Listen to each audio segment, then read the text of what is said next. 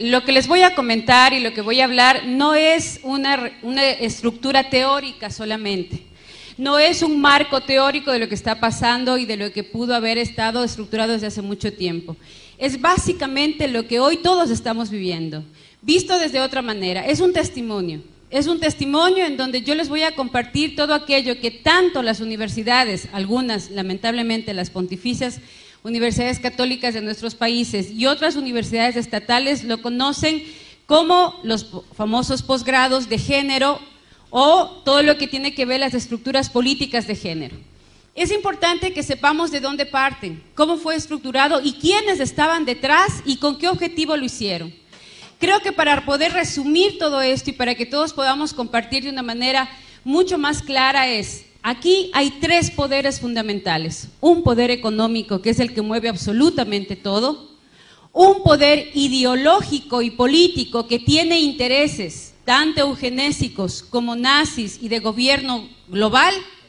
Y un interés netamente ideológico hacia la nueva estructuración de unos nuevos procesos culturales y sociales. Mucho dinero de por medio, muchos intereses de poder de por medio, pero una propuesta que ha ido calando en nosotros de una manera asombrosa. Para empezar a hablar sobre la ideología de género, es importante saber dónde nace. Realmente la ideología de género nace primero de una corriente feminista. Eso sí es importante saberlo. Nace desde el momento en que los movimientos sufragistas del siglo XIX y del siglo XX empiezan a trabajar por algo fundamental, que era el derecho igualitario a la mujer y era la búsqueda de la participación de la mujer. Así nace. Nace desde lo que tiene que ver los primeros movimientos feministas. Dentro de estos primeros movimientos feministas vamos a ver qué se exige. Se exige la participación pública de la mujer, se exige el derecho al voto de la mujer, pero ahí es donde empieza a marcarse una búsqueda de un lineamiento político y de un lineamiento filosófico. Y así estos grupos feministas se empiezan a enmarcar con mucha fuerza dentro de lo que tiene que ver el feminismo liberal. Este feminismo es angloamericano y tiene raíces protestantes.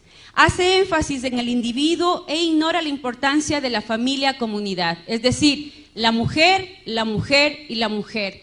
El resto quedaba excluido, simplemente se buscaba introducir a la mujer dentro de todo el contexto político y social de la época.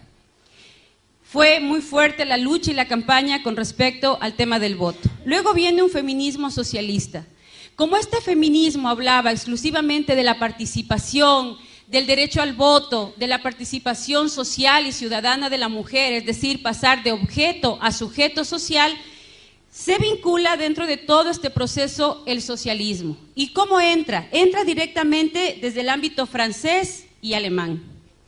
Busca sobre todo reivindicar a la mujer desde lo social y utiliza a Engels, a Marx, socialistas muy conocidos de la época, y así pasamos de la famosa lucha de clases entre ricos y pobres, empresarios y obreros, a la lucha entre el hombre y la mujer. Ahí es donde rompemos la relación familiar, la relación de pareja y empezamos a construir un enemigo al cual tenemos que vencer. Es decir, la mujer y el hombre enfrentados, como que a partir de eso íbamos a solucionar nuestros problemas. Es así que dentro de toda esta propuesta se habla de que las mujeres son la primera propiedad privada y la opresión de las mujeres por parte de los hombres es la primera opresión de la clase. Le dan un énfasis a un gobierno amplio que solucionará los problemas de las mujeres.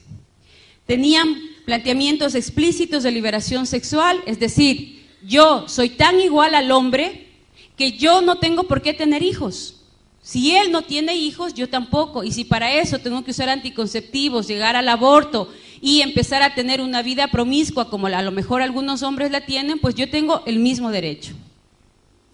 También para ellas la familia y el matrimonio son instituciones que las oprimen, que son opresoras frente a la mujer, y por eso entre sus objetivos principales estaba la abolición de la maternidad y la paternidad. Y para esto era imprescindible la anticoncepción y la despenalización del aborto. Ambos tienen en común el rechazo de la discriminación y ya aparecen los planteamientos malthusianos. Es importante ver cómo esta ideología que parte del siglo XIX y parte del siglo XX, donde toma mucha mayor fuerza, ya se ha convertido ideológicamente en parte de lo que nosotros somos. Yo no quiero que me levante la mano nadie de lo que está aquí, cada uno es una pregunta individual, pero ¿cuántas y cuántos de los que estamos aquí usamos o hemos usado anticonceptivos? ¿Cuántas tenemos, por ejemplo, la ligadura encima o estamos con DIU, que por cierto es de los más abortivos, pastillas, parches, geles, preservativos? Es decir, ya a nosotros en este momento, de los que estamos ya de 40 para arriba, ya muchos de nosotros somos hijos de esa ideología, en donde los hijos hay que tenerles cuidado, en donde si ya tienes más de 4 hijos, la primero que te dicen es, ¿no tienes televisión? Pero si eres moderna. Solo las ignorantes, o sea, además es sinónimo de pobreza, de ignorancia, así como quien dice, pero ¿cómo se te ocurre tú, estudiada, preparada, tener más de 4 o 5 hijos? O sea, ¿qué te pasa? Es decir, vemos a la maternidad como algo que hay que temer. Ser mamá es lo más terrible que nos puede pasar. Ser mamá es lo más vergonzante y humillante. A muchas de las mujeres cuando van por su 5º, 6º, y ya no se diga 8º, 9º hijo, compartir con tu familia, no estoy diciendo en el trabajo que ya es otro panorama o a nivel social es otro panorama, muchas veces compartir con tu mamá o con tus hermanas que vas a esperar otro hijo es sinónimo de terror. ¿Y ahora qué me van a decir? Y ahora mi mamá va a saber que me va a matar, y eso que estás casada, que tienes quien te mantenga, que tienes quien te comparta la vida, si tú eres una mujer independiente y trabajadora, tú mismo satisfaces tus necesidades, pero sin embargo ya vemos a la maternidad y al matrimonio como algo vergonzoso y temido.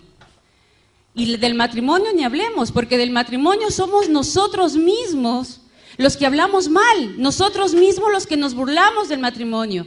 Vemos una pareja que está saliendo en su auto, al menos en mi país sucede, que ves una pareja de novios saliendo en el auto y muchos es pobrecitos, no saben a lo que se meten. O alguien te dice, me voy a casar, ¡ay, mi sentido pésame! Algo así como te vas a morir, ¿no? Y me acuerdo, mi mamá se muere de las iras cuando mi papá hace una broma y peor cuando yo la cuento, pero la cuento porque demuestra mucho lo que realmente pasa alrededor del matrimonio. Cuando le preguntan a mi papá, ¿y cuántos años están ustedes de casados? Él normalmente dice ya 45 años. Imagínate, si hubiera matado a alguien, ya estaría libre. Esto es pena perpetua. Entonces, claro, cuando ya empiezas a oír esas cosas y tienes 15, 16 años, dices, no, el matrimonio, paso, ¿no? Porque si tan malo es el matrimonio y tan malo es ser mamá, pues vénganse todos los anticonceptivos y todo lo que tenga que evitar el matrimonio. Y hoy postergamos el matrimonio 35, 40 años, preferimos tener una pared de títulos, una cuenta corriente bien gorda, casa, terreno, tarjeta de crédito, auto, a tener familia, a tener hijos. Y yo tengo muchas compañeras feministas de izquierda que tienen su pared forrada de posgrados, masterados, PhDs, tienen unos sueldos de 25, 30 mil dólares mensuales, porque eso es lo que aproximadamente paga una dirección de un proyecto de la ONU o de la OEA, y llegas a la casa y no tienes ni un perro quien te ladra. Envejeces sola. Y yo pienso que la soledad es de las peores cosas que nos pueden suceder. Yo, bueno, somos 3 hermanos, somos 3 con los que al menos si estoy enferma, ahora por ejemplo mi marido tuvo que salir de viaje también, estamos trabajando en una consultoría afuera, entonces tienes un papá al que le puedes llamar, oye papi, ayúdame con los chicos, mi hermano el menor todavía no está casado, oye gordo, anda a dormir con mis guaguas porque no va a haber nadie en la casa. ¿Se imaginan si fuéramos hijos únicos? ¿Qué es lo que ya pasa en Europa? Se muere el papá, se muere la mamá, él se queda solo, un primo vive a miles de kilómetros del otro, estás enfermo, no tienes a nadie quien pedir que siquiera te pase un vaso de agua. La familia es en donde más tenemos que invertir y uno de los objetivos políticos y económicos es justamente eso. Europa creció económicamente en el tiempo en que la empresa era familiar y se construía la empresa desde lo familiar. Pero a nosotros nos dijeron que era más importante tener títulos antes que construir en la empresa familiar. Y a partir de eso, las economías europeas están totalmente destrozadas y están en manos ahora de Asia. Y en América Latina, muchas de las empresas familiares también están desapareciendo porque nuestros hijos, o nosotros como hijos, ya no queríamos ser parte de la empresa familiar. Le tenemos miedo a la familia como factor de crecimiento económico y factor de crecimiento social. Y eso es un cambio ideológico que parte desde estos movimientos.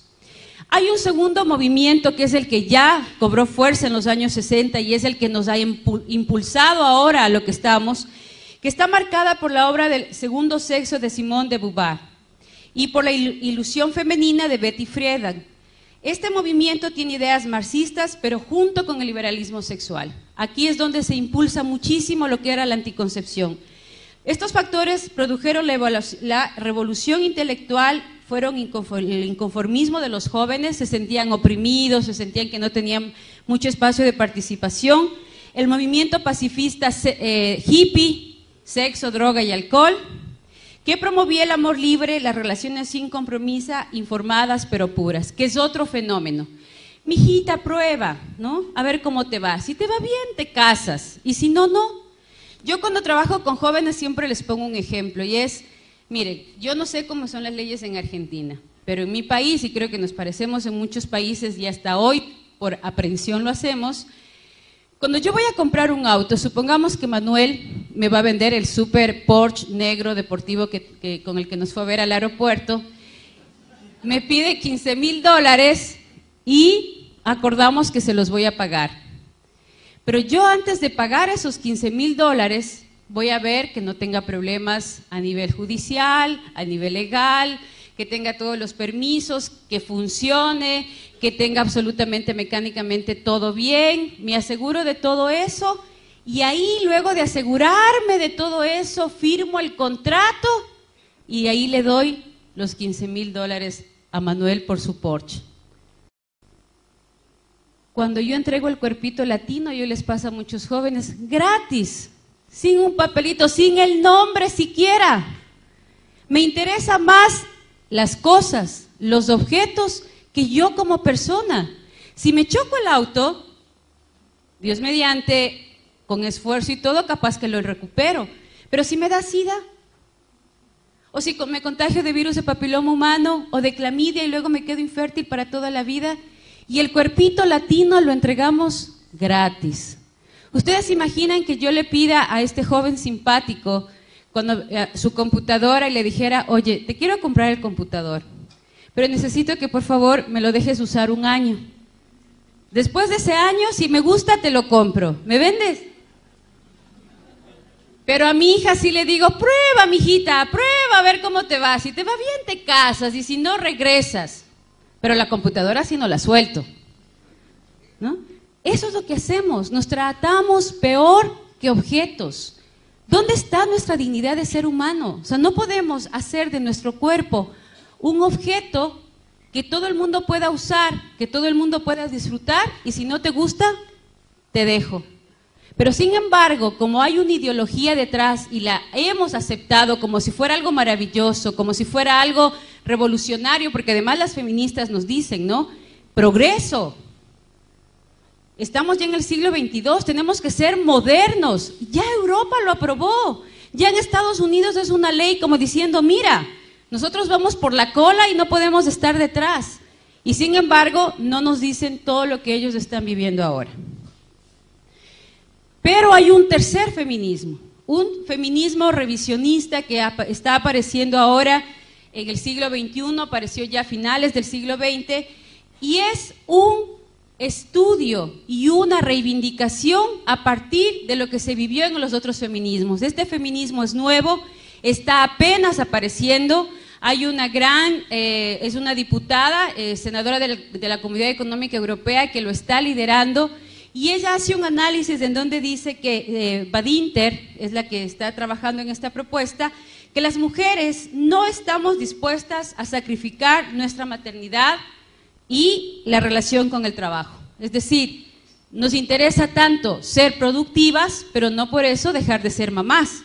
No quieren construir una familia sin papá y mamá. Nos interesa el tener al papá a nuestro lado, el hablar del hombre como un compañero, el hablar del hombre como un amigo, no un enemigo a vencer.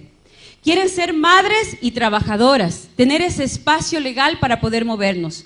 Exigen que los hombres no se desentiendan de su responsabilidad como padres, revalorizan las tareas que las mujeres hacen tradicionalmente, llegan a la conclusión que la liberación sexual de las mujeres habría beneficiado más a los hombres porque es a las mujeres a las que nos ponen aproximadamente 75 miligramos de levonorgestrel todos los días con el uso de anticonceptivos. Los anticonceptivos nos engordan, nos terminan los huesos, nos dañan la piel, se nos cae el pelo, aparte de que nos ponemos muy gorditas también, que es producto de este uso de hormonas. Y una cosa que muy pocos la denuncian a partir del uso de anticonceptivos es la primera causa de muerte de enfermedades cardiovasculares en América Latina con las mujeres es justamente por el uso y abuso de anticonceptivos. Somos la primera causa de muerte de las enfermedades cardiovasculares y está relacionada al uso de la anticoncepción, y ahí sí nadie dice nada, ahí sí nadie habla de la salud cardiovascular. Pero sin embargo sí hablamos de la salud sexual reproductiva, que es la que produce realmente nuestra enfermedad y nuestra muerte.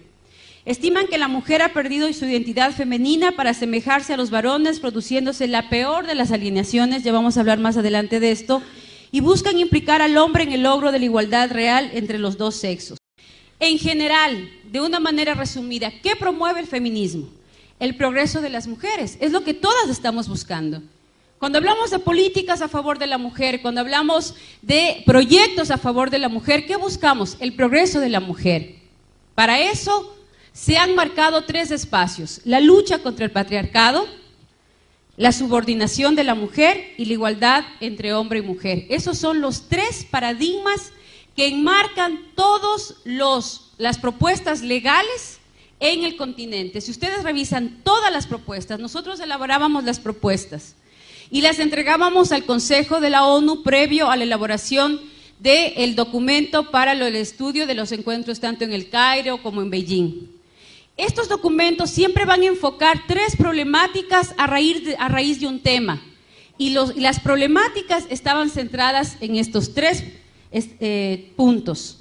Y para esto, ¿qué es lo que hacemos las feministas? Organizamos a los grupos, organizamos movimientos sociales, capacitamos a los grupos sociales y establecemos luchas políticas que tengan que ir directamente hacia el ámbito educativo, universidades, colegios, maestros, sindicatos, hacia el ámbito de salud, dinero para los centros de salud, dinero para médicos y formación de médicos en mi propuesta, y también todo un proyecto cultural, artístico, en donde yo pueda vender mi propuesta al común de la gente.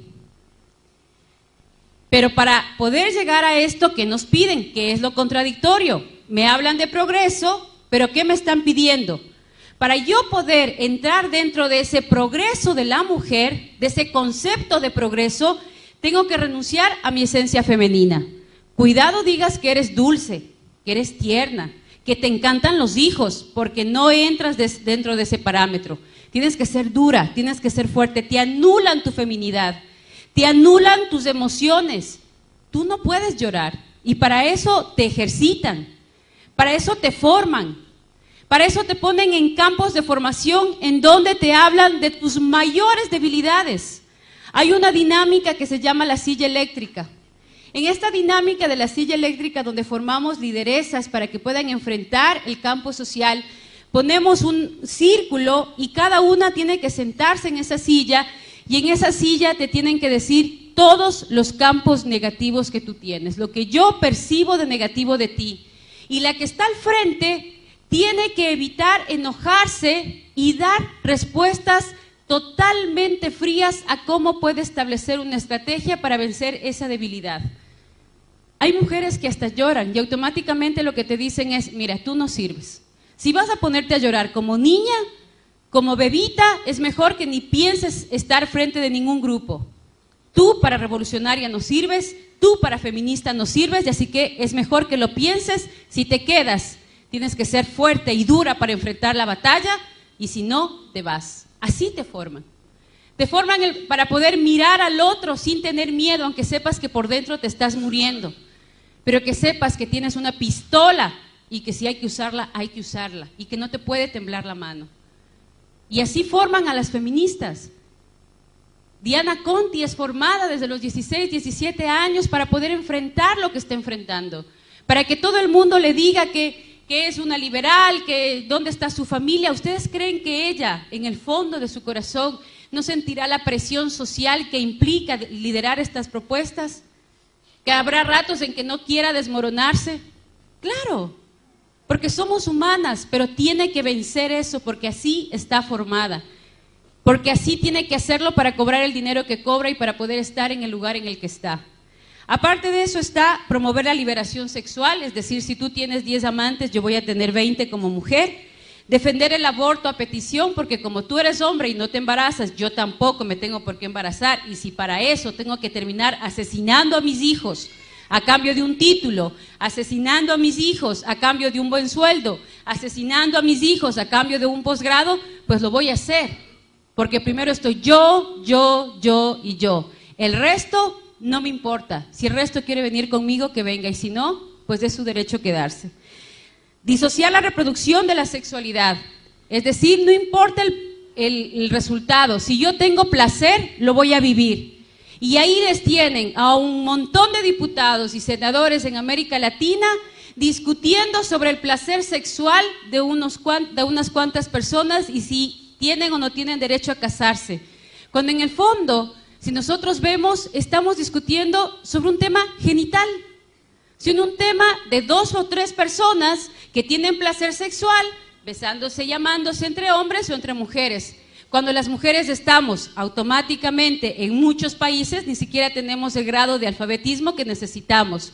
Cuando muchos padres de familia están sin trabajo, cuando muchas escuelas ni siquiera tienen un pizarrón decente donde puedan trabajar en el sector rural, cuando muchos centros de salud ni siquiera tienen una aspirina para poderle dar a un niño o a una niña que está enferma. Y sin embargo, los diputados y los senadores de nuestros países discutiendo sobre el placer sexual de 4 y 5 personas. ¿Por qué? Porque les dicen que es política.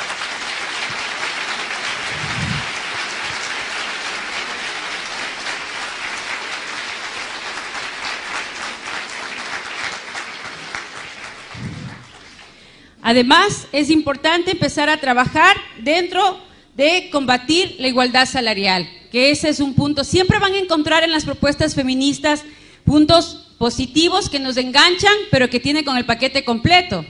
Es como cuando yo te vendo un proyecto, en el caso de los gobernadores, que nosotros les financiábamos proyectos de los gobiernos locales. Le dábamos dinero para el alcantarillado, pero como eje transversal le poníamos género y salud sexual.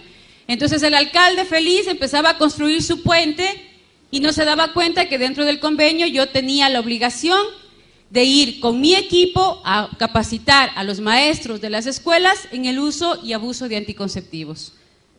Pero estaba el puente construido. Promover la promiscuidad sexual y el lesbianismo, porque es parte de las políticas de control natal. Ya van a ver que lo dice las Naciones Unidas clarito. La homosexualidad es parte del control natal para América Latina, un documento oficial de la ONU.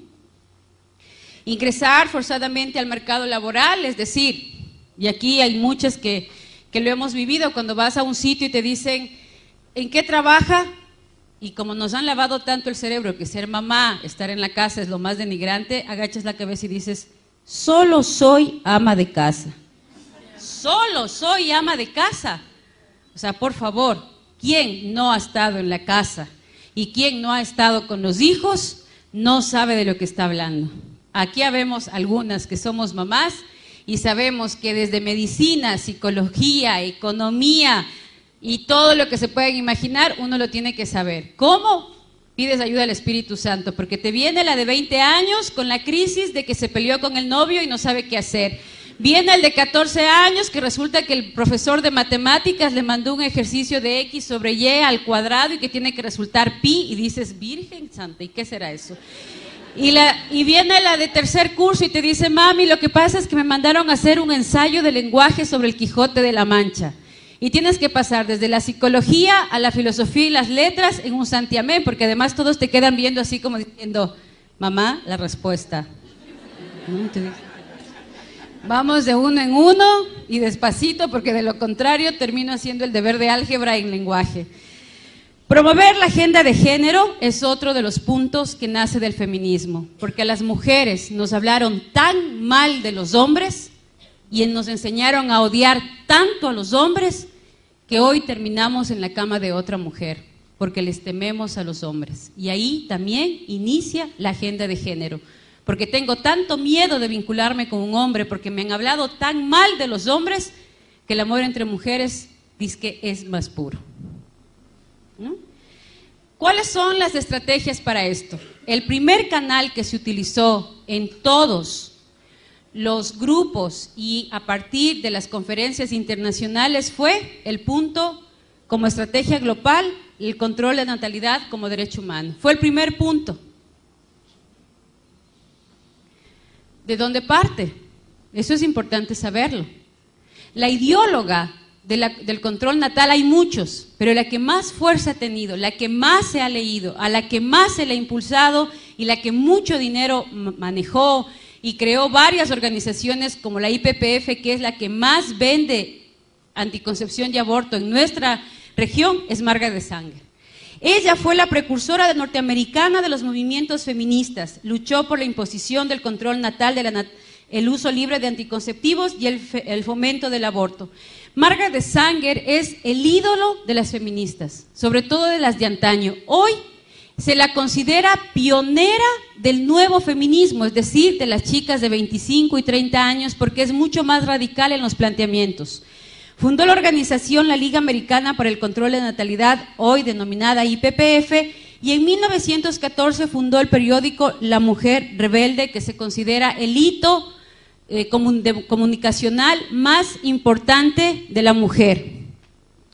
El control de la natalidad como medio práctico de la política racista. Y dentro de todo esto se comenzó a manejar ya la imagen de la familia pobre, con muchos hijos, totalmente sufrida, acongojada, los niños sucios, botados, y la familia feliz con 2 hijos. Y empiezan a aparecer ya no las casas grandes, las casas pequeñas. Y hoy todo está construido sobre la base de esta política. Encontrar una casa, yo no sé cómo será acá, pero en mi país yo tengo 3 hijos.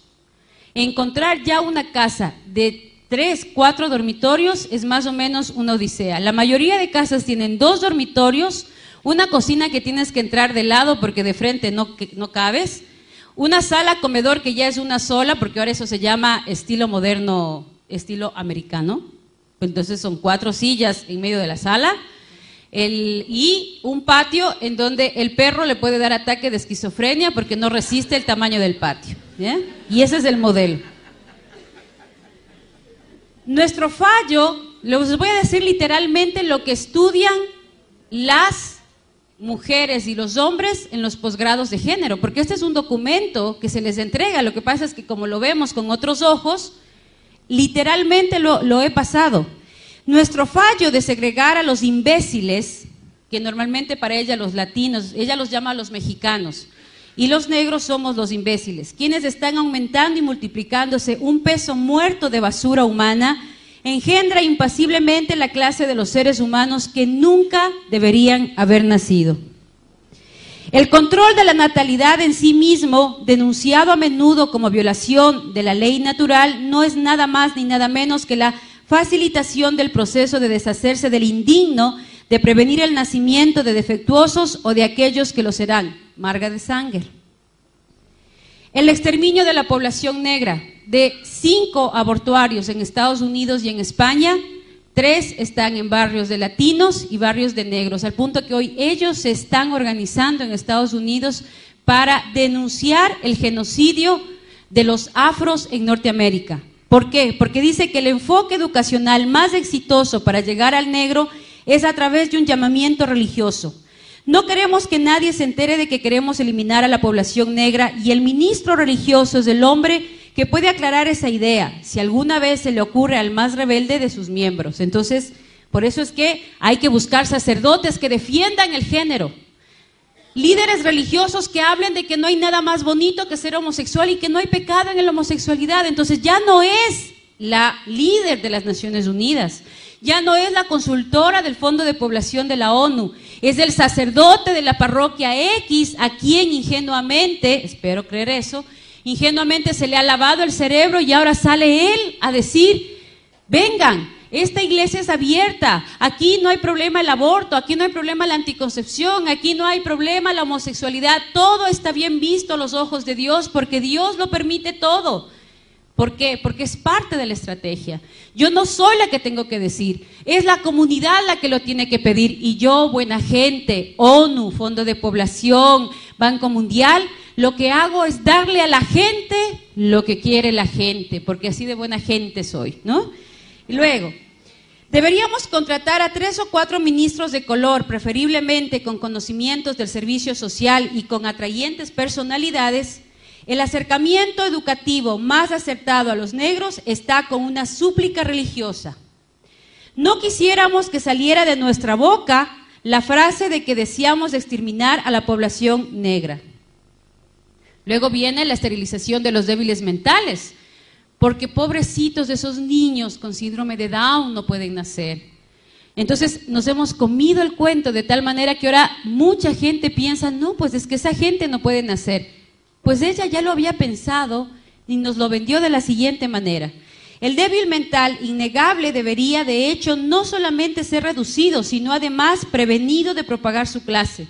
Debería llevarnos también a la mejora racial, el esterilizar incluso a esos débiles mentales que no entran necesariamente dentro de un grupo hereditario.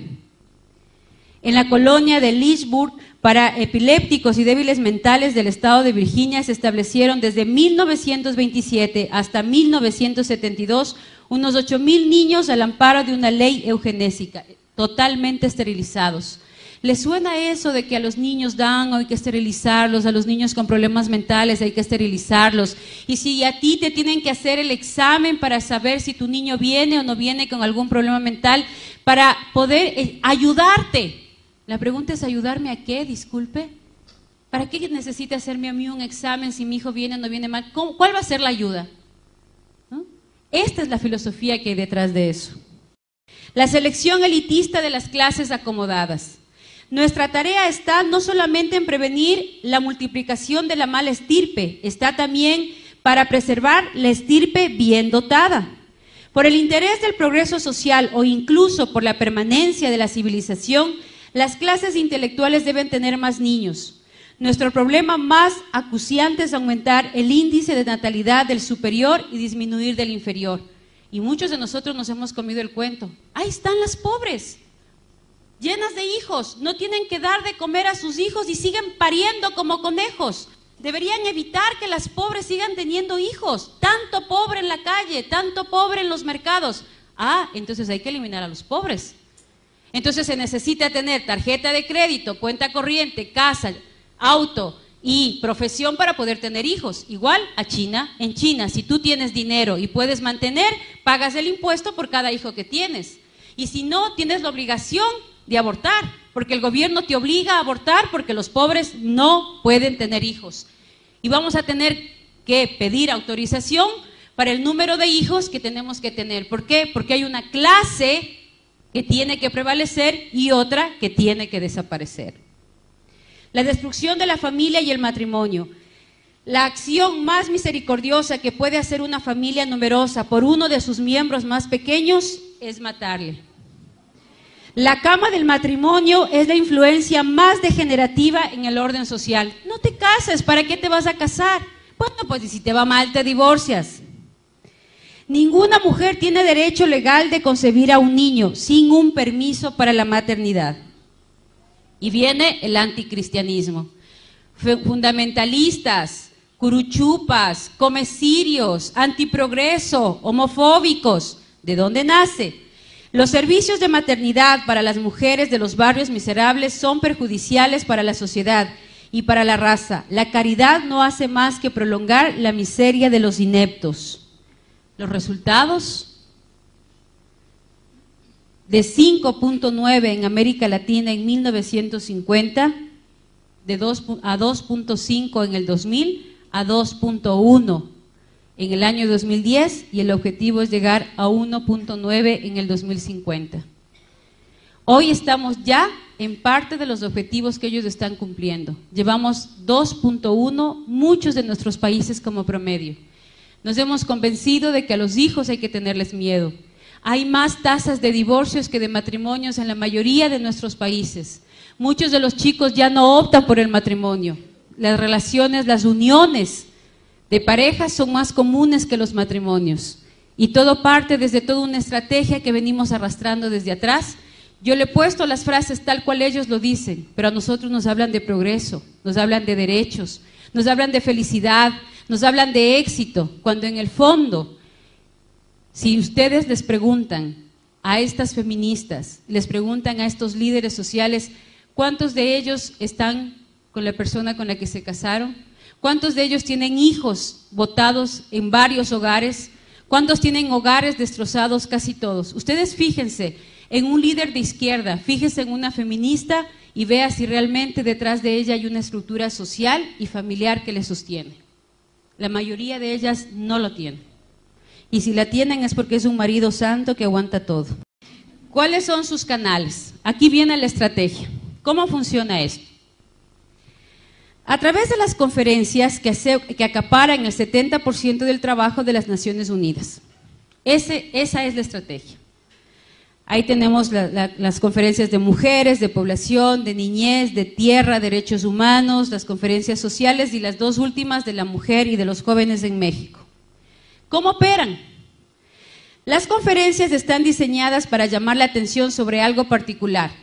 Un ejemplo, el control de la población. Estamos tan poblados que nos estamos cayendo los unos a los otros porque ya no cabemos. Y uno se sube a un avión y ve unos campos maravillosos. Por cierto, Mendoza tiene unos paisajes espectaculares, unas montañas y unos campos, pero fascinantes. Y resulta que uno ve, sí, una población grande, sí, pero no están tan poblados que ya se están cayendo de los cerros, no, nadie, ¿no? Pero nos dicen no, control poblacional, ya estamos demasiados. Y producen documentos en consenso. He puesto en comillas en consenso, ¿por qué? Porque estos documentos los elaboramos un grupo de técnicos que trabajamos en las Naciones Unidas. Estos documentos reflejan verdaderamente la problemática que se va a trabajar. La problemática, por ejemplo, de violencia contra la mujer, la problemática de analfabetismo más alta que existe en América Latina y en África en relación hombre-mujer, es cierto. Se ponen las problemáticas reales, se hace un análisis de la problemática real. Y estos son los que tienen que definir las pautas para las acciones nacionales e internacionales. Es el documento base donde está el problema enfocado, pero tiene el marco de control natal. Problema, solución, control natal. ¿Cómo se llega a esa conclusión sin que yo ONU lo diga y lo diga la gente? Pues a través de las reuniones regionales. Estas reuniones son reuniones de avance, entre comillas. Son personal de la ONU quien redacta un borrador que se presenta a los delegados de los países en las precomisiones que se llevan a cabo en Nueva York.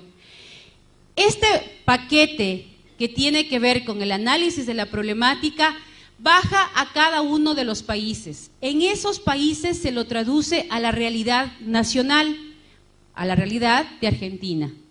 En función de esa realidad, la ONU, a través de sus técnicos, llama a diferentes ONGs que estén trabajando en relación a ese tema. Y ahí viene el punto, la presión. ¿Cómo logro la presión? A través de las organizaciones no gubernamentales que yo mismo como ONU autorizo para llegar a la cumbre. ¿Por qué? Porque las reuniones paralelas a la conferencia se focalizan en el trabajo de lobby. Yo llevo un grupo de jóvenes, de esos chicos guapos y simpáticos que están en la esquina, les cuento todo el drama, pobrecitas las mujeres, excluidas, sacrificadas, llenas de problemas, no tenemos participación, entonces tenemos que sacar adelante la participación. Ellos empiezan a dar una serie de ideas, una serie de propuestas, una serie de actividades, de estrategias, resultados, porque además tú le entregas las fichas que tienen que llenar. Ellos no llenan las fichas por sí mismos. Yo les entrego unas fichas con unos lineamientos y unas preguntas que ellos tienen que responder. Y el momento en que yo veo que, por ejemplo, una de estas simpáticas chicas dice, pero ¿por qué la ley del aborto? O sea, no tiene nada que ver el control natal contra el aborto. Yo automáticamente lo que le digo es, mira, después hablábamos, te lo tengo que explicar. Lo que pasa es que ella no tiene muy claro el asunto, pero luego yo hablo con ella, pero ustedes sigan trabajando. Entonces, la anulo directamente.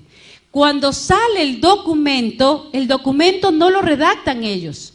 Yo contrato una relatora, las famosas relatoras de mesa, que son las que ya están capacitadas por mí, las que ya recibieron absolutamente toda la información que yo necesitaba, recoge 4 o 5 planteamientos de ellos y lo traduce al lenguaje que la ONU quiere plantear como política internacional.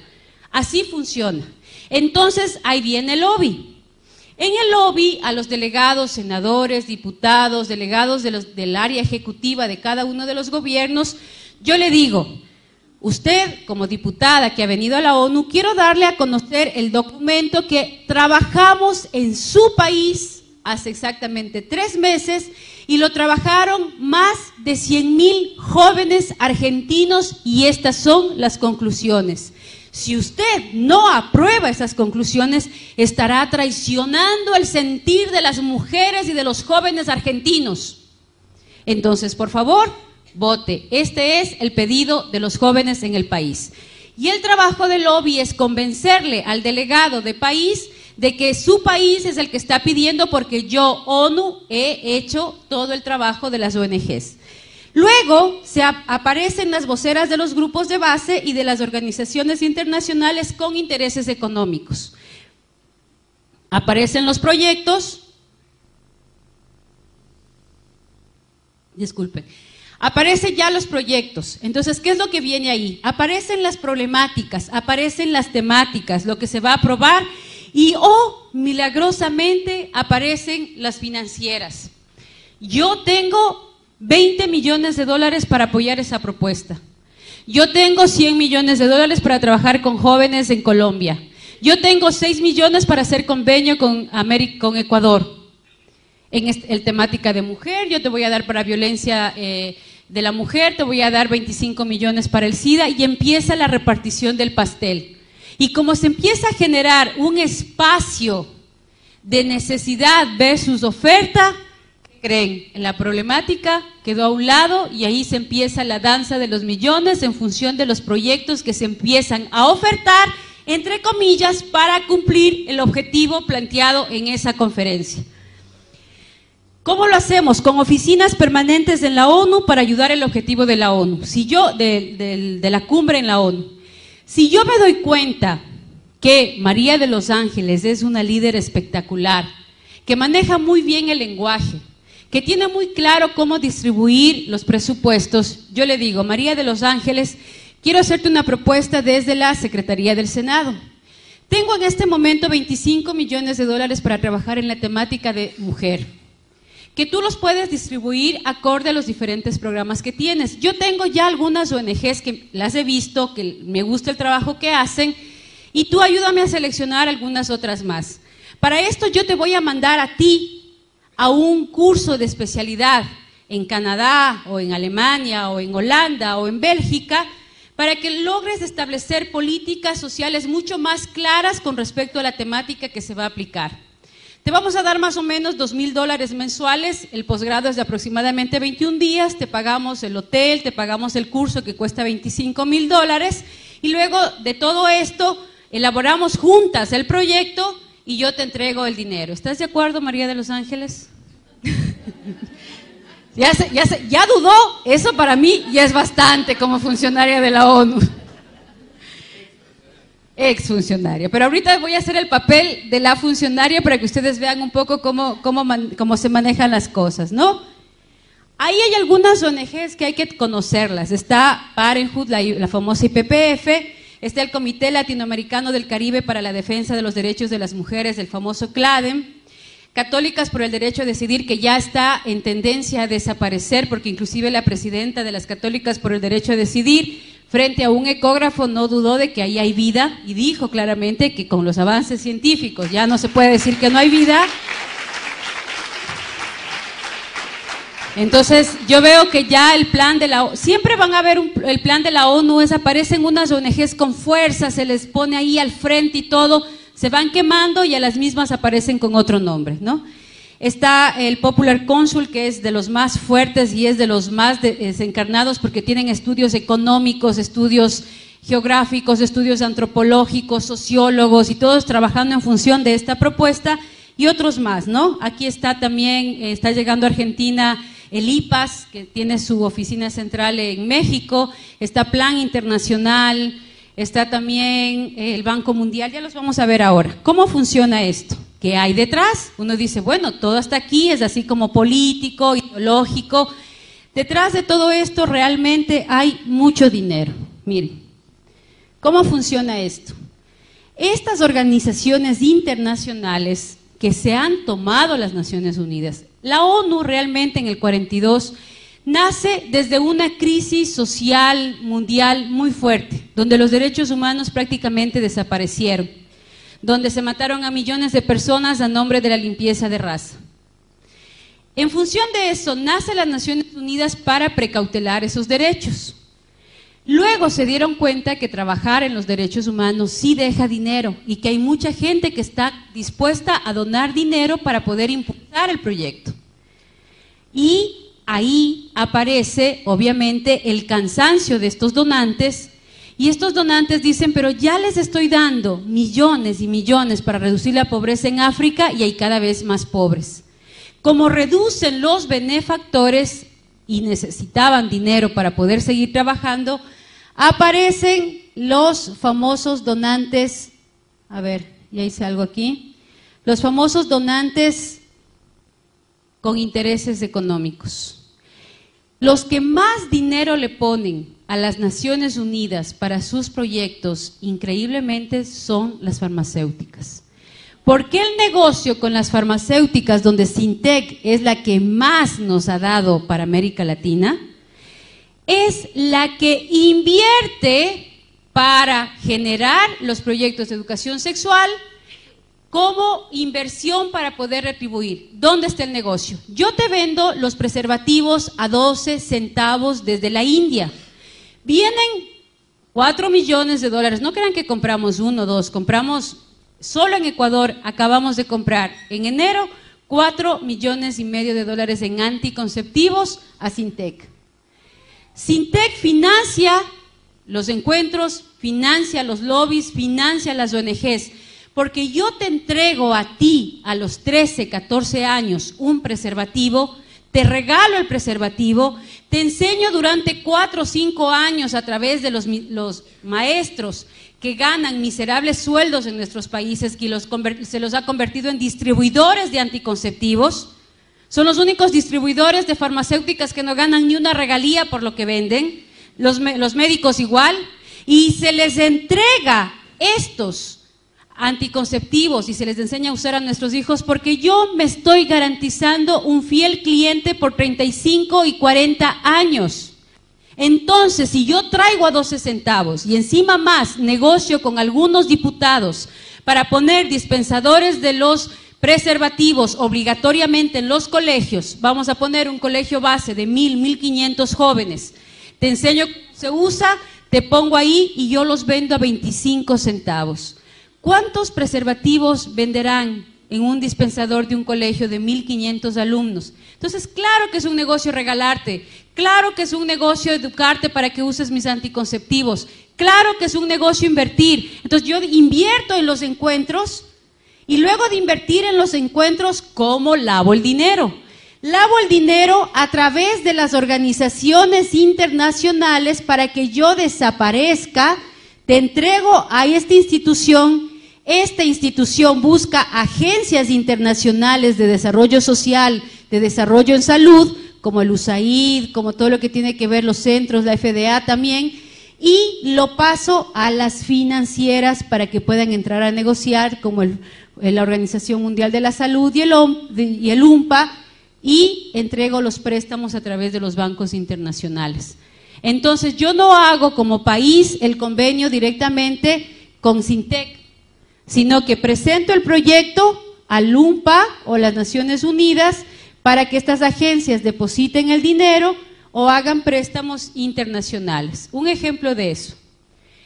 Si yo soy diputado, si yo soy alcalde o gobernador y hago un convenio con el Fondo de Población o hago un convenio con UNICEF, hago un convenio con el Banco Mundial para mejorar los centros de salud de Mendoza, el Banco Mundial, a través de estos organismos internacionales, me ofrece donarme 100 millones de dólares para construir, para arreglar, para comprar equipos a los centros de salud de Mendoza.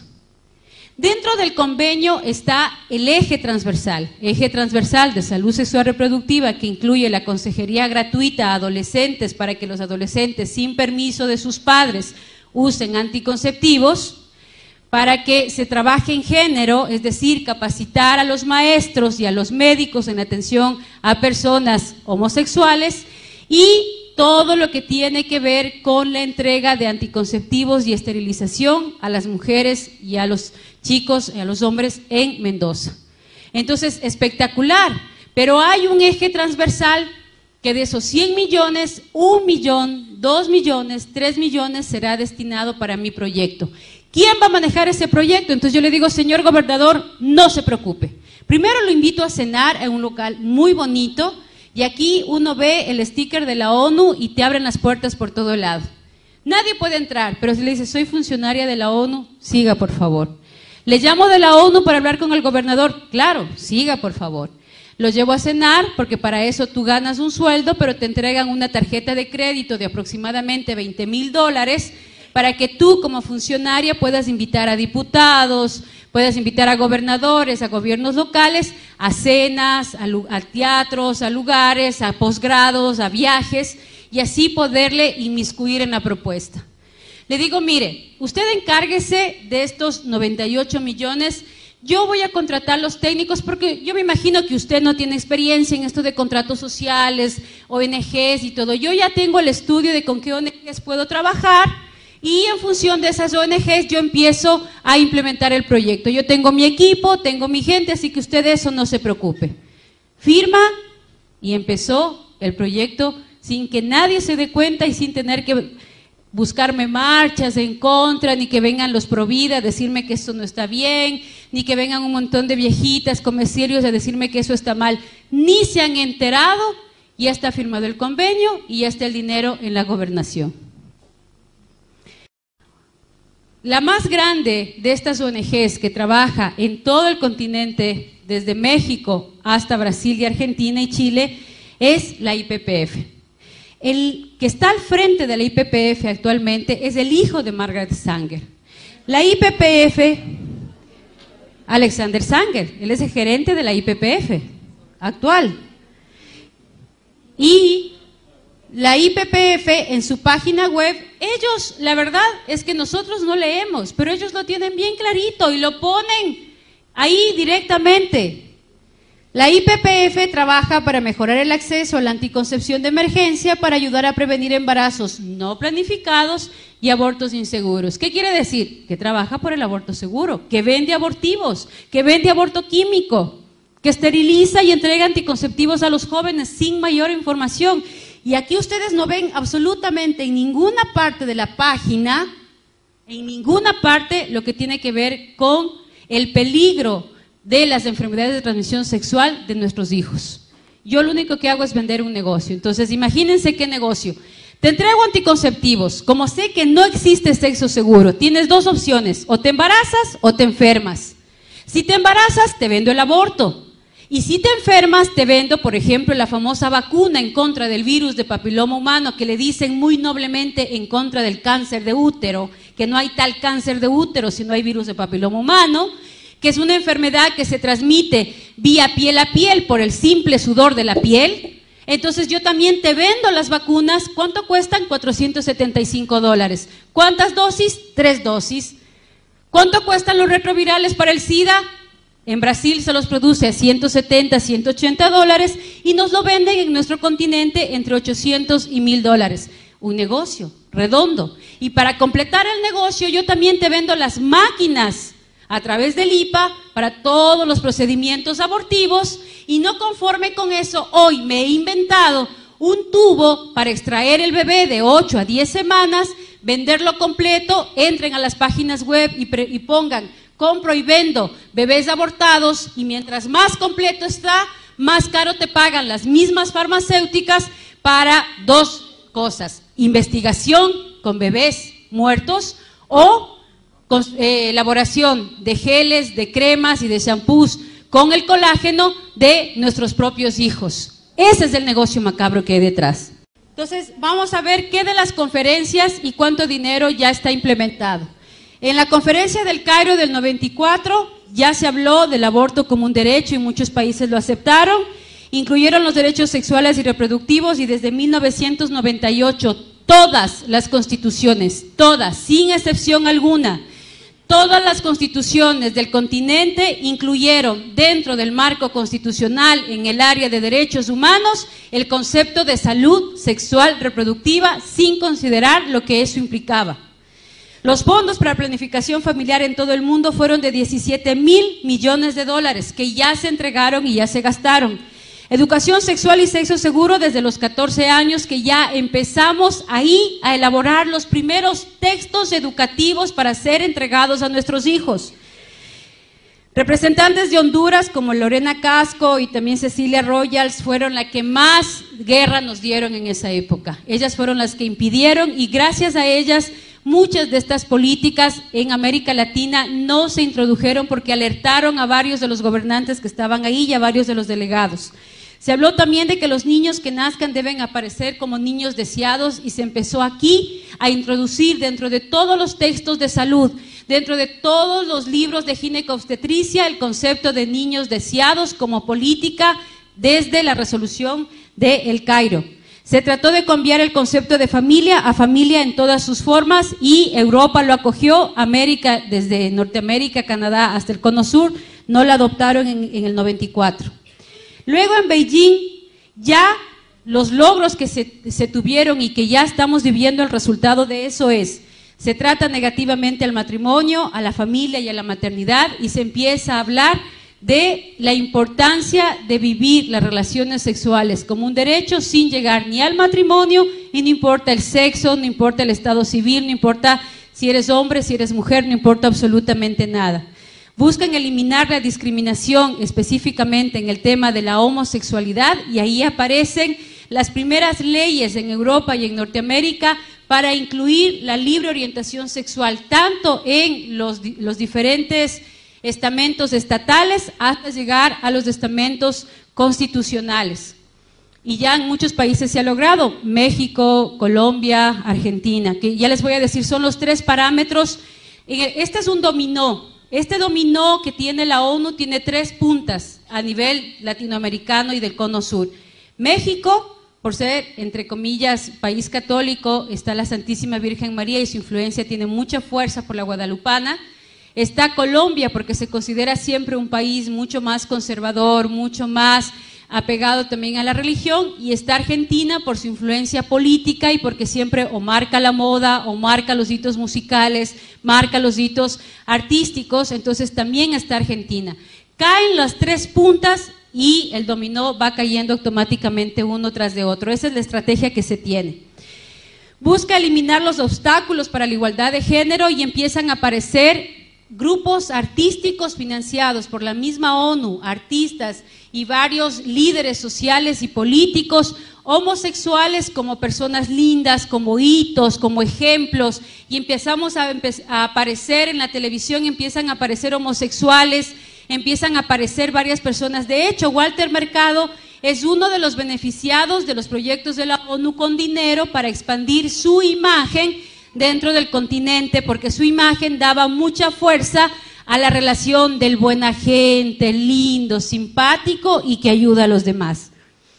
Propone eliminar la tradición y la religión que discrimina contra los jóvenes, y aquí se empieza a hablar por primera vez de una religión universal. Promueve emprender iniciativas con sensibilidad de género que aborden temas de enfermedades de transmisión sexual frente a el uso del preservativo. Propone promover el derecho a tener control de su sexualidad y decidir libremente el asunto relativo a la sexualidad, incluyendo la salud sexual y reproductiva, es decir, que los adolescentes vivan libremente su sexualidad sin el control paterno. Y se empiezan a organizar desde el año 95 las famosas coordinadoras juveniles de salud sexual reproductiva, los famosos grupos juveniles de feministas, los famosos grupos estudiantiles universitarios a favor del derecho a la mujer. Luego viene la CEDAW, que desde el 79 se empezó a trabajar, pero que ya a partir del 2000 se firmaron los convenios, y ahí empieza como instrumento jurídico fundamental para asegurar igualdad de los derechos de las mujeres. Define la discriminación como cualquier distinción, exclusión o restricción de los derechos a libertades de las mujeres. Proclama el derecho a la igualdad entre hombre y mujer. Un comité de expertos que verifica el cumplimiento de estos derechos, y ahí ustedes ven que tienen en cada gobierno vienen a visitarte para ver y evaluarte si estás o no estás cumpliendo, y se ratifica el protocolo. ¿Quién estuvo detrás de todo esto y financió directamente estos dos eventos y la legalización en las diferentes constituciones? Frederick Osborne y la IPPF. Frederick Osborne, que fue el que dio el dinero en un 80% para África y América Latina, no es nada más ni nada menos que el presidente de la Sociedad de Eugenesia. Es el fundador, junto con Rockefeller III, del Consejo de Población y el Lobby Pro Aborto, y es el estratega de la criptoeugenesia.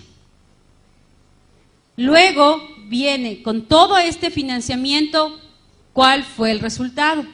Condicionar el entorno por medio de presiones sociales y psicológicas concentradas en los jóvenes y en los padres. ¿Cómo se hace esto? Se trabajan talleres que se convoca desde las Naciones Unidas. Yo voy a dar desde el área que más trabajaba, que era el área de los maestros. Entonces yo convoco a unos 200, 300 maestros para establecer la nueva política educativa en materia de salud sexual reproductiva. Se trabaja todo a base de dinámicas, de ejercicios grupales, de terapias grupales, más o menos todo lo que tiene que ver con trabajo desde lo personal, para debilitarte hacia la toma de decisiones en función de la decisión grupal. Cojo los maestros, vengo y traigo a la súper experta, PhD, doctora, 80 libros, habla no sé cuántos lenguajes, bien especializada de Alemania, y la presento tal cual para poder darle exposición a los maestros. La primera dinámica que propone esta súper experta es traer a dos lesbianas frente al público y se les pide simplemente observan y van a percibir sus sensaciones y emociones. Esa es la pregunta y ese es el punto de partida de la dinámica. Entran las lesbianas, se quedan mirando, se acarician, se besan y se van. La pregunta de la super experta es ¿cómo se sintieron? Y empiezan unos que sí, que me da igual, mira, cada uno tiene derecho, otro que dice, no, me parece horroroso, o sea, no estoy de acuerdo, por favor, ¿cómo es posible que nos hagan esto? Yo venía a otro taller y todo.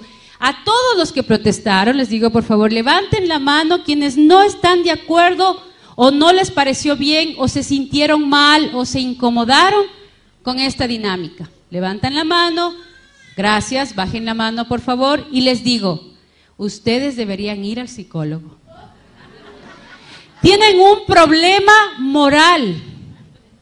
Ustedes tienen todavía problemas de carácter interno que resolver porque están influenciados por cuestiones religiosas, de derecha, y todo lo que ustedes piensan va a evitar el desarrollo de nuestros países.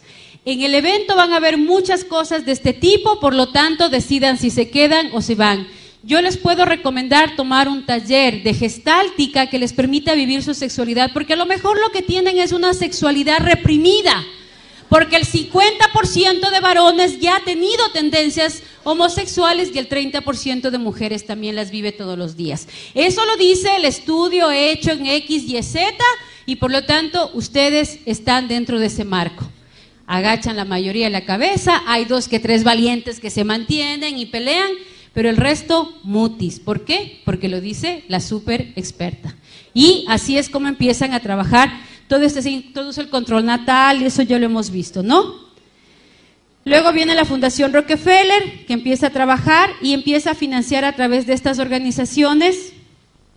¿Y cuáles son los logros? Se ha establecido políticas de esterilización de enfermos degenerados, la mujer como pieza clave de la nueva humanidad, la iglesia principal enemiga del progreso humano y la revolución sexual. Hasta ahí el primer paso. ¿Están en todos nuestros países estos pasos? Sí. Viene el segundo paso. El segundo paso de la política global está la agenda de género, es decir, redefinir la igualdad. Si yo ya te logré convencer que vivas como prostituto o como prostituta, uses mis productos y aparte de eso te conviertas en asesino de tus propios hijos y tú sales a la calle diciendo que es un derecho matar a los hijos, que es un derecho prostituirte y usar tu sexualidad peor que un animalito, si ya te convencí de eso, ahora sí, ya te puedo convencer de lo que pensé que nunca te podía convencer. Y es de cambiar el concepto de igualdad social a igualdad biológica. Los hombres y mujeres se hacen, no nacen. Todos por todas. La violencia de género cambia por la violencia de mujer. Por eso hay grupos de feministas, la vieja guardia, que no aceptaron muchas de estas agrupaciones de esta propuesta, porque era la pelea que apareciera públicamente la imagen de la mujer, que aparezca socialmente la imagen de la mujer, que no quede excluida y de pronto vuelve a desaparecer porque ya no hay el concepto mujer, ahora hay el concepto género y nuevamente desaparece la palabra mujer y aparece la palabra de género, que es nada más ni nada menos que ya no solo puedo tener derecho a decidir si matar o no matar a mis hijos, sino que ya te convenzo de que puedes ser hombre a pesar de ser mujer. Y el ejemplo más grande que tenemos de esto es esta mujer que se puso hormonas, se viste como hombre, se pareció a hombre, pero su naturaleza le grita. ¿Y ahora? Y mejor voy para acá. Le grita que es mujer. O sea, por más que tenga toda la apariencia, es mujer. Tiene su útero, tiene sus ovarios, tiene sus óvulos, se quedó embarazada. Es tan mujer que eligió a un hombre como pareja. Lo que pasa es que está tan cucú que quiere parecerse al hombre y así se siente más feliz y así se realiza más. Es como ese hombre que necesita que le encadenen y le den a palos y le den a látigos para decir, ¡ay, qué placer! A ella le encanta vestirse de hombre, pero es mujer, su naturaleza le grita que es mujer. Entonces, si yo soy capaz de convertirte en asesina y asesino de tus propios hijos, ahora te voy a decir que no importa el cuerpo en que nazcas, lo importante es el placer que sientas con ese cuerpo. Y si para eso tienes que sentirte mujer siendo hombre o hombre siendo mujer, pues estás en tu derecho porque eso es género. Y entonces sexo es igual a género. Un ejemplo de esto que les puedo poner es, imagínense lo que sería mañana a una ballena que se sienta una paloma encerrada en el cuerpo de una ballena. Y mañana sale disparada volando por los mares del continente. O al perrito de la casa que de pronto se sienta un gato encerrado en el cuerpo de un perro. Ni los animales. Ni los animales han llegado al punto de preñadas romperse el vientre para matar a sus propios hijos. Ni los animales han llegado al punto de querer ser lo que no son. O sea, a un pez jamás se le ocurriría sentirse pájaro, porque además sabe que se muere en el intento. Y eso es lo que está pasando aquí. Nadie les está diciendo a estos chicos que están viviendo su orientación sexual los terribles daños biológicos que implica esa decisión. Y si no, preguntemos en Europa cuántos anos artificiales han tenido que poner en los homosexuales que viven libremente su homosexualidad. ¿Cuántos genitales masculinos han tenido que amputar por las infecciones terribles que se da dentro de su salud el momento de las relaciones anales. Ahí sí nadie les dice nada. Que las enfermedades de transmisión sexual han transmutado desde lo genital a lo anal y a lo bucal por las prácticas sexuales que este tipo de ideología nos está enmarcando y nos está creando como parte de nuestra sociedad. Vamos a ir rápido, que tengo 5 minutos. Es el fraude, cómo nació esta propuesta de Kinsey. Les pido que por favor estudien el documento de Kinsey. Un depravado sexual sobre el cual se basa la teoría de género es un médico psiquiatra que utilizó a niños huérfanos de 8, 9 y 10 meses para que sean violados por un grupo de personas que están encarceladas y que se les consideraba personas peligrosas, criminales peligrosos. Él puso a estos criminales a violar y a abusar sexualmente de estos niños y se dio cuenta que después de 3 o 4 veces que eran violados sentían placer sexual porque ya no lloraban. Y el estudio que parte este señor es la base de género. Es tan imposible probar científicamente la teoría de género que por favor no se metan a discutir el género desde la parte filosófica. Género se debe discutir desde estrictamente la parte biológica, la parte conductual, la parte científica que ustedes pueden probar. Un ejemplo sencillo de eso es que si en este momento, Dios no quiera, hay un terrible incendio en esta sala y todos quedamos achicharrados y no se reconoce nada de nosotros, el médico forense lo único que podrá decir de esta sala es que había 300 mujeres y 200 hombres, punto. No puede decir que había un medio hombre por ahí o una media mujer por allá. Si a Manuel le quitan un pedazo de hueso y a mí me quitan un pedazo de hueso, el médico lo único que va a poder decir es: hay un esqueleto masculino y hay un esqueleto femenino, punto. Somos tan diferentes los hombres y las mujeres que psicológicamente, hormonalmente, biológicamente funcionamos de manera totalmente diferente. El hombre es más paso por paso.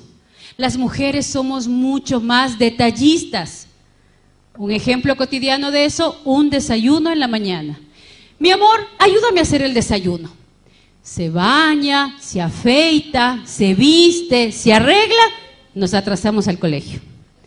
Mamá haciendo el desayuno, mientras se pone las faldas, prende el agua. Mientras prende el agua, se pone el rulero para salir guapa. Mientras se pone el rulero, lanza los uniformes a la izquierda y a la derecha para que los chicos lo cachen y se lo vistan.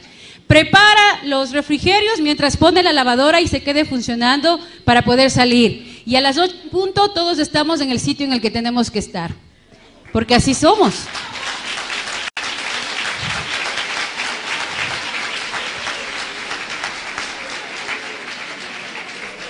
Y ahora imagínense, ¿no? ¿Ustedes se imaginan un papá dando a luz? ¿Verdad?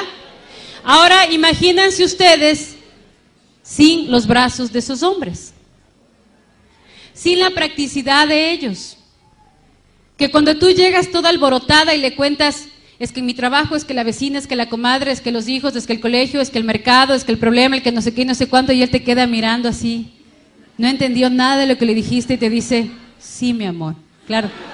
¿De qué sí? De eso de lo que me estás hablando. ¿Pero de qué parte? De tu amiga. No te estoy hablando de mi amiga, te estoy hablando del trabajo, ¿no? Pero sí, esos ojitos de popurrí, sin sus halagos.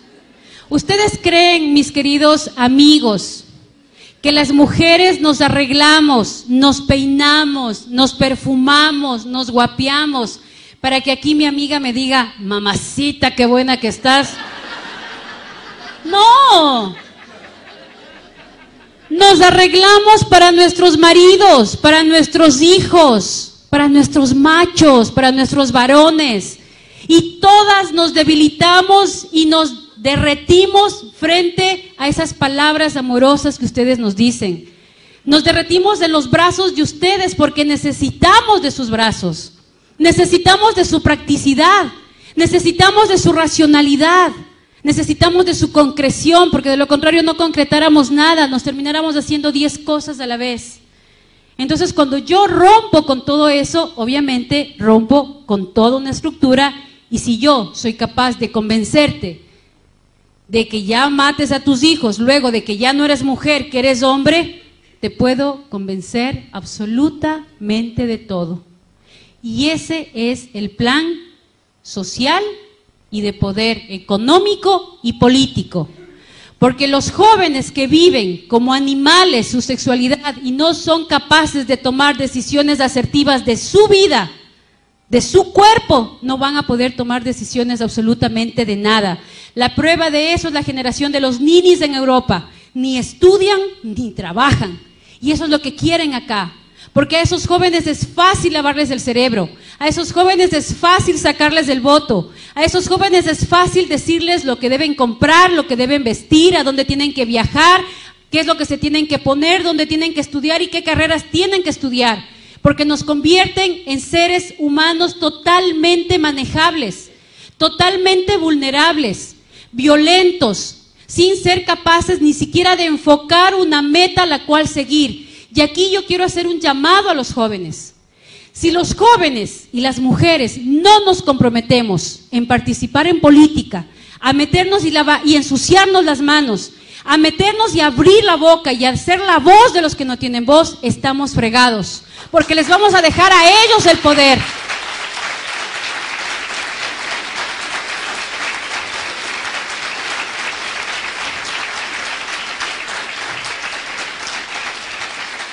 Si ustedes no participan, de nada les sirve tener 100,000 personas en la calle y 80 en contra dentro del Congreso, dentro de los diputados. No nos sirve de nada. Están en época de elecciones. Si ustedes no se deciden en participar, si ustedes no deciden a enfrentar la parte política, Liliana y todas las diputadas que están alrededor de ella no van a poder hacer nada porque están solas. Necesitan gente adentro. Si ustedes jóvenes no son capaces de extorsionar a los políticos, de presionar a los políticos y decirles, yo soy su futuro votante por varios años, si usted no me firma este papel donde se compromete a defender la vida y la familia, yo y todos los míos no le daremos el voto. O firma o considérese un cadáver político, porque nadie va a votar por usted. Es así como tenemos que actuar.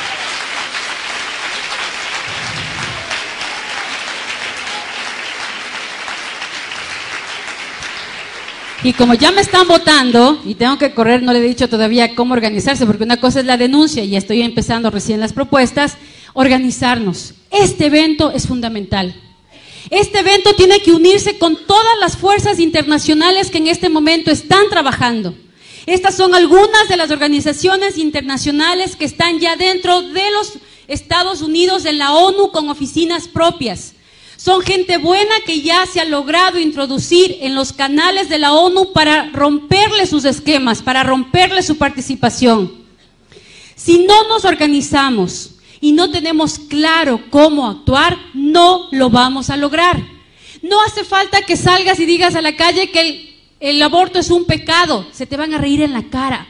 Tienes que decir lo que es el aborto, un crimen, y a mí como mujer nadie me va a obligar a asesinar a otra mujer. Así vive en el vientre de mi útero, porque todas las mujeres tenemos derecho, incluida aquella mujer que vive en el vientre de otra mujer. Por lo tanto, estamos por el derecho de todas las mujeres, porque nadie me va a obligar a mí a mancharme las manos de sangre asesinando a mi propio hijo, porque ese hijo es muy fácil quitármelo del vientre y de mi corazón y de mi mente. ¿Quién me lo va a quitar? Porque a mis hijos no les van a decir que metiéndose con otro varón, amando a otro varón, va a ser más varón, porque lo voy a destruir. Entonces ahí es donde yo tengo que organizarme. Federaciones de padres de familia, federaciones de jóvenes, federaciones de mujeres, federaciones de hombres, porque aquí los que más están perdiendo son ustedes, papás, porque les están quitando el derecho a ser padres, a ser abuelos, porque les están diciendo que son criminales, que son irresponsables, que ustedes no pueden ser papás, que son malos, que son violentos. Eso es lo que les están diciendo. Ya es hora de que los hombres salgan a la calle y digan, habemos hombres que amamos a las mujeres, habemos hombres que estamos dispuestos a dar la vida por nuestros hijos, que no nos avergüenza lavar los platos, que no nos avergüenza cocinar, que amamos a nuestras hijas mujeres y amamos a nuestros hijos varones. Los católicos, los cristianos, tienen que salir a la calle a defender su derecho de hombres, porque hombre no es aquel que tiene más mujeres, hombre es aquel que tiene una y la ama para toda la vida, y ustedes han demostrado ser hombres valiosos.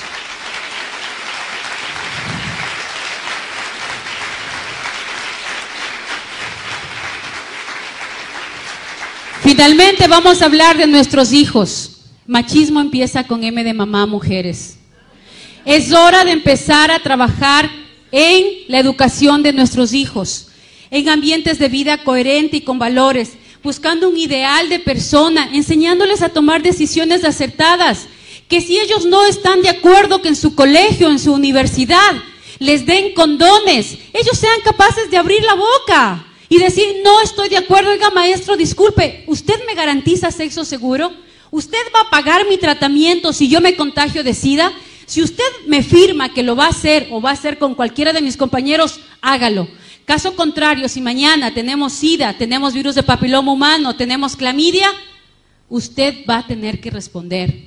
Por lo tanto, es hora de que nuestros hijos, desde los más pequeños hasta los más grandes, sean capaces de enfrentar este nuevo sistema educativo con valentía, porque saben que tienen unos padres detrás que los apoyan, unas agrupaciones detrás que los defienden, un grupo de personas que piensan como ellos. No les hagamos tener miedo de que digan soy católico, que sean orgullosos de ser cristianos, de ser católicos, orgullosos de ser jóvenes que piensan diferente. Yo me acuerdo una vez hice una pregunta a las chicas que quienes creen en la virginidad, y se levantó una muy valiente y dijo yo. Y hubo un grupito por ahí que comenzó a reírse como diciendo a esta loser, ¿no? Ja, ja, ja.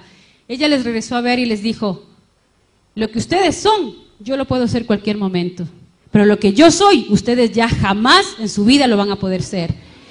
Y esa valentía es la que necesitamos.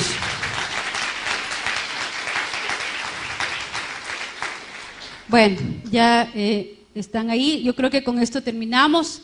El concebirnos como hombres y mujeres complementarios, establecer mercados, políticas económicas. Hay que empezar a trabajar en función de leyes a favor de la familia, a favor de la maternidad, empezar a crear créditos educativos a favor de las familias grandes, a favor de las parejas, que los que se casen puedan tener reducción de impuestos, reducción en costos, de todo el tema de la construcción, el poder trabajar con las empresas para que en sus publicidades no sean empresas solamente socialmente responsables, sino que sean empresas con políticas familiares, comprometidos con la familia.